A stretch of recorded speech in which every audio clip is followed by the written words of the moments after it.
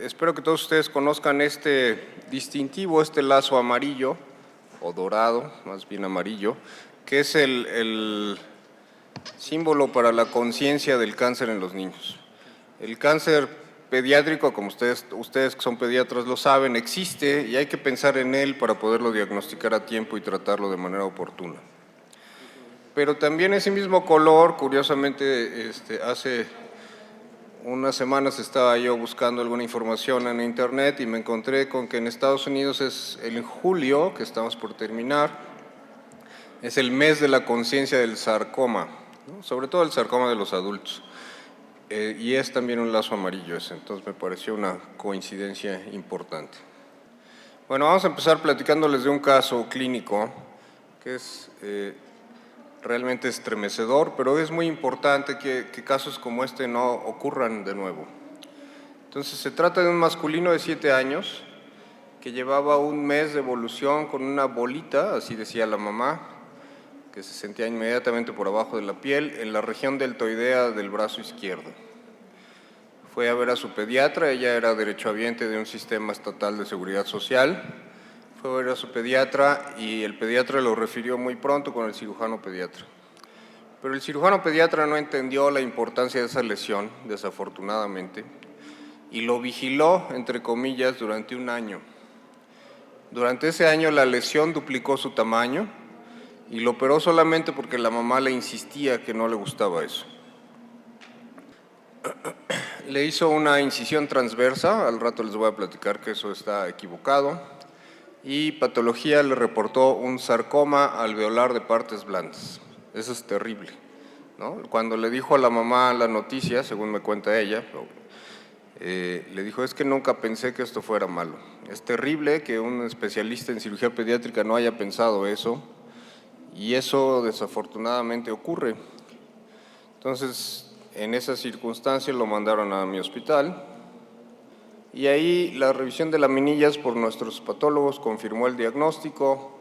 Dentro de los estudios de extensión, la tomografía pulmonar mostró 2 nódulos de 1 centímetro cada uno en el pulmón derecho, y lo que se hizo con este paciente fue una reescisión primaria de la lesión para ampliar los bordes.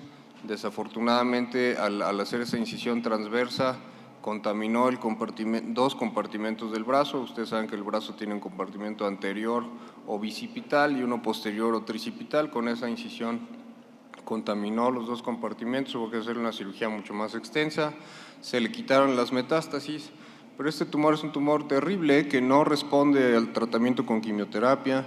A pesar de ello se le brindó, pero el paciente tuvo progresión y muerte. Entonces, algo que empezó con una bolita del tamaño de un chicharito en el brazo, tuvo este desenlace fatal. Bueno, hay un proverbio chino muy importante que dice, los ojos no ven lo que la mente no sabe.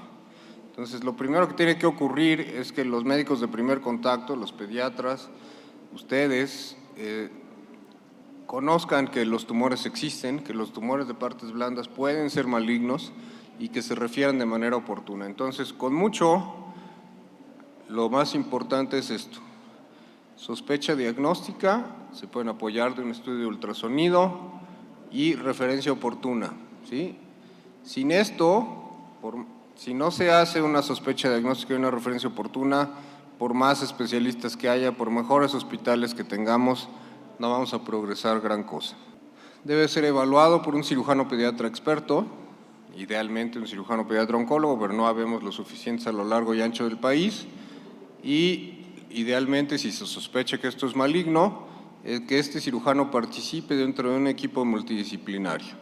Antes de hacer cualquier intervención quirúrgica, si sospecha cáncer, hay que hacer una resonancia magnética. Los estudios complementarios entonces en la evaluación de los tumores de partes blandas son el ultrasonido y la resonancia magnética, y además hay estudios de extensión distintos para diferentes tipos de tumores que incluyen tomografías de los pulmones, gamagramas de los huesos, etcétera, ¿no? y de acuerdo a cada diagnóstico hacer un tratamiento protocolizado. Bueno, aquí la pregunta que debemos hacernos es ¿a quién biopsiar o cuándo sospechar cáncer en un niño? Y la segunda es ¿quién debe de realizar ese procedimiento? La respuesta a la primera pregunta es que cualquier lesión sospechosa debe biopsiarse. La siguiente es ¿quién debe realizar el procedimiento? Idealmente debe de realizar esta biopsia que sea la misma persona que realizaría la cirugía definitiva. Y quien realice la cirugía definitiva debe conocer plenamente la biología de la enfermedad, es decir, saber dónde, en qué ventana de oportunidad dentro del esquema de tiempo del tratamiento se inserta la cirugía, si es candidato a solo una biopsia o una cirugía compleja de primera instancia o después de quimioterapia, etcétera. Pero aquí hay que tener en cuenta siempre en los niños con cáncer la primera oportunidad es siempre la mejor y muchas veces puede ser la única. Este médico Eugene Wiener, que ya falleció, era un cirujano pediatra de la ciudad de Pittsburgh y que fue parte de los estudios multidisciplinarios del rabdomiosarcoma durante muchos años. Y esta cita de él, las intervenciones quirúrgicas en los pacientes con rabdomiosarcoma deben ser realizadas por cirujanos que posean un conocimiento completo de la biología y las opciones de tratamiento de este complejo tumor. Es muy importante, no cualquier cirujano pediatra está capacitado para operar cosas complejas y menos aún los cirujanos generales, ¿no? Porque también pasa que todavía los cirujanos generales le meten mano a nuestros niños, que eso está completamente equivocado. Bueno, las lesiones en partes blandas pueden ser de distintos tipos, ¿no? Pero tenemos que pensar en las neoplasias malignas antes que nada, ¿no? Existen quistes, existen malformaciones vasculares como las linfáticas o linfangiomas, procesos infecciosos, existen procesos traumáticos que pueden dar un hematoma o necrosis grasa, tumores benignos que sí existen, pero también existen las neoplasias malignas y hay que pensar en ellas siempre. Bueno, tomando en cuenta las lesiones superficiales, ustedes dirán, no, pues eso es muy raro, ¿no? 1% de todos los tumores, de todas las lesiones de partes blandas de los niños son malignas, eso es muy poquito, ¿por qué tanta alarma? Bueno, si quitamos las cosas que son obviamente superficiales, pequeñas, que no son malignas, como pueden ser un pilomatrixoma o alguna cosa de ese tipo, hasta el 25% pueden ser malignas las lesiones de partes blandas. Entonces eso ya es preocupante. Como grupo, los sarcomas de partes blandas son el quinto lugar en las neoplasias malignas de los niños. Eso equivale al 6 al 7% del total. La mitad de estos son de un gran grupo que se llaman rabdomiosarcomas, que son derivados del músculo esquelético, como ustedes saben. Y el resto son un gran número de diferentes lesiones de origen mesenquimal que se agrupan como tumores no rabdomiosarcoma. Esta es una clasificación de los tumores de partes blandas que hizo la OMS hace 3 años y aquí pueden ver un gran número de orígenes, adiposos, fibrosos, vasculares, de músculo liso, esquelético, etc. Esta lista la podemos simplificar un poquito poniendo que los tumores de partes blandas malignos se van a originar del mesénquima prácticamente, pueden ser en tejido muscular, predominantemente músculo estriado en los niños, de tejido adiposo. Los lipomas sí existen, pero son muy poco frecuentes, son mucho más frecuentes en adultos que en los niños. Y también hay otros tumores de tejido graso como es el lipoblastoma o el liposarcoma. Del tejido conectivo o conjuntivo, es decir, fibroso, pues existen las fibromatosis que son benignas, pero también los fibrosarcomas. A nivel sinovial existen cosas benignas simples como los quistes sinoviales, pero también el sarcoma sinovial. De vasos sanguíneos y linfáticos también puede haber tumores, del nervio periférico, del hueso y cartílago extraesqueléticos y también tumores inciertos o indiferenciados. Para evaluar a un niño clínicamente con un tumor de estas características hay que ver en dónde está, en qué parte del cuerpo, si es doloroso. Muchos de los tumores malignos no duelen, aunque si tienen compresión nerviosa sí puede ser. Si hay cambios en la piel, síntomas sistémicos, la edad, el tiempo de evolución, si esto es congénito o apareció después, y cuál ha sido el patrón de crecimiento. Es muy importante que se agrupan estos, les decía yo, dentro de, que son muchos, pero se agrupan dentro de una gran clasificación de no rhabdomiosarcoma contra el rhabdomiosarcoma porque tienen diferente biología tumoral y diferente tratamiento. En términos generales, los rhabdomiosarcomas responden al tratamiento con quimioterapia y radioterapia y la cirugía ha tenido un papel cada vez menos agresivo, menos mutilante, mientras que en los tumores no rhabdomiosarcoma, en términos generales, no responden al tratamiento adyuvante. El rhabdomiosarcoma se divide en 3 tipos de pronósticos: favorable, intermedio y desfavorable o pobre. El clásico es el botrioides, que sale en la vagina y el útero o en las vías biliares. El embrionario, que puede aparecer en distintas partes del cuerpo. El alveolar, que ocurre sobre todo en las extremidades. El rhabdomiosarcoma, aquí ven ustedes una célula, un rhabdomioblasto que tiene algunas fibras musculares, son tumores de células redondas y pequeñas y pueden disponerse así como alveolos con partes fibrosas y asemejan a los alveolos del pulmón, por eso se llama así. Y luego vienen todos los tumores no rhabdomiosarcomas, ¿no? Sarcoma sinovial, que es muy parecido al de los adultos y que ocurre sobre todo en adolescentes. Fibrosarcoma, del cual hay una variedad infantil que no es tan agresiva afortunadamente. El tumor neuroectógeno primitivo o sarcoma de Ewing extraóseo también puede estar. El tumor maligno de la vaina del nervio periférico, que este es muy agresivo. Histiocitoma fibroso maligno, que afortunadamente es poco común en los niños. Leiomyosarcoma, angiosarcoma.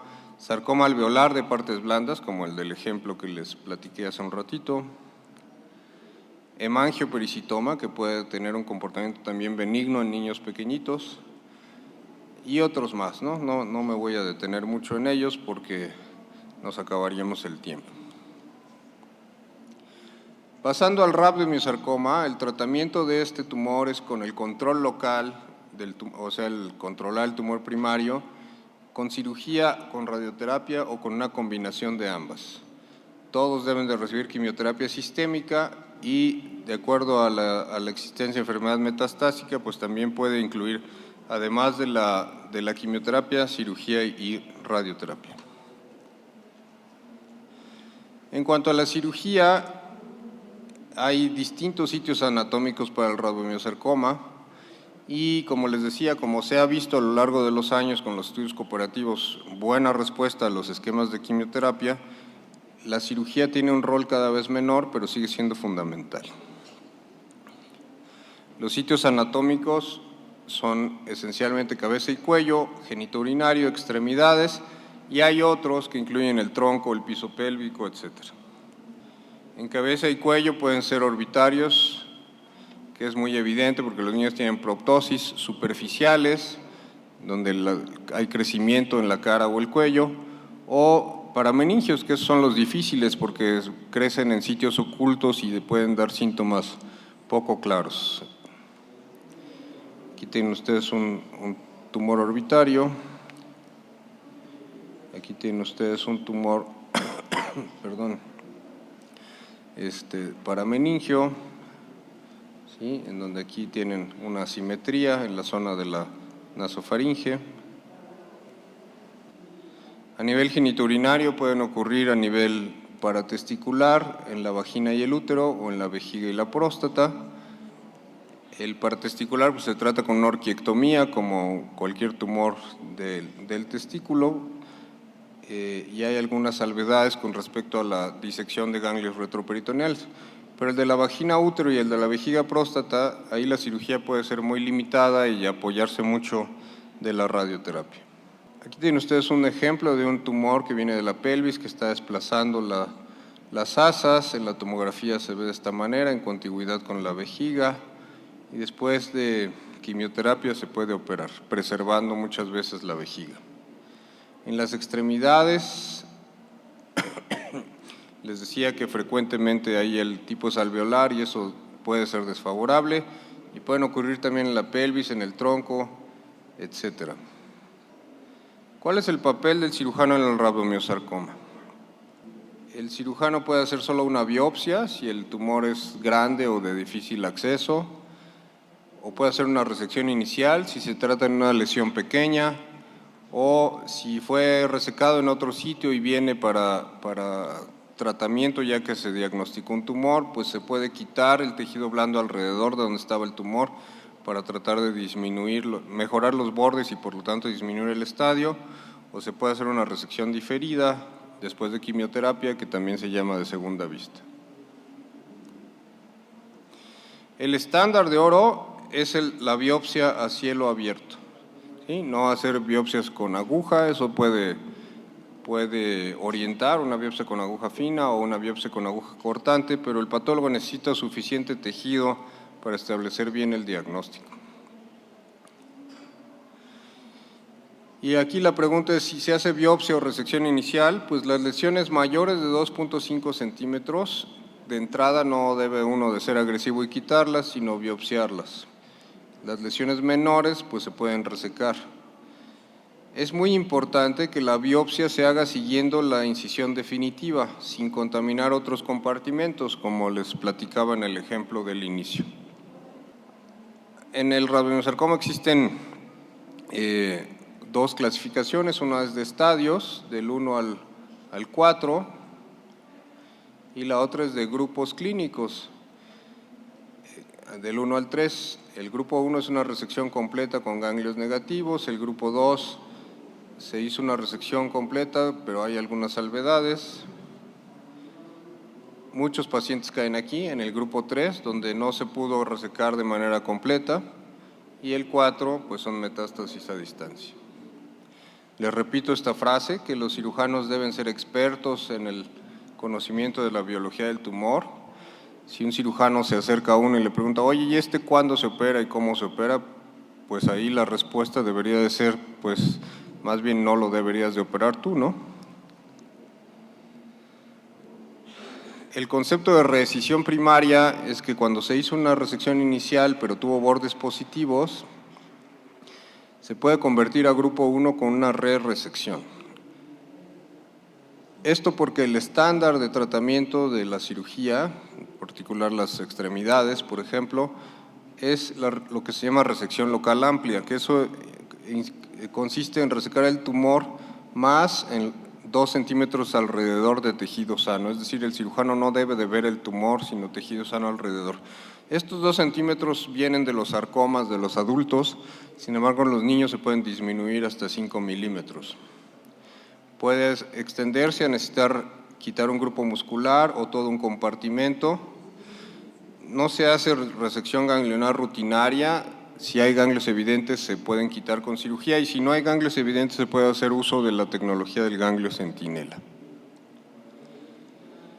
En la cabeza y cuello la cirugía tiene un papel muy limitado porque la mayoría de los casos se tratan solo con quimioterapia y radioterapia. En el paratesticular les hablaba de la orquiectomía y de la linfadenectomía. Cuando las lesiones están en el domo vesical, pues ahí la ventaja es que el trígono está respetado, y cuando están en el trígono o en la próstata, se hacen resecciones parciales y se apoya con la radioterapia, y con eso se puede salvar 2/3 de las vejigas. Pero desafortunadamente, algunos pacientes necesitan una prostatocistectomía de entrada o después de una recaída. Aquí tenemos el ejemplo de ese tumor vesical que les mostré, que como está en el domo se puede quitar y reconstruir la vejiga. En extremidades, hace años la regla era la amputación, ahora la amputación es necesaria solo en un 10% de los pacientes.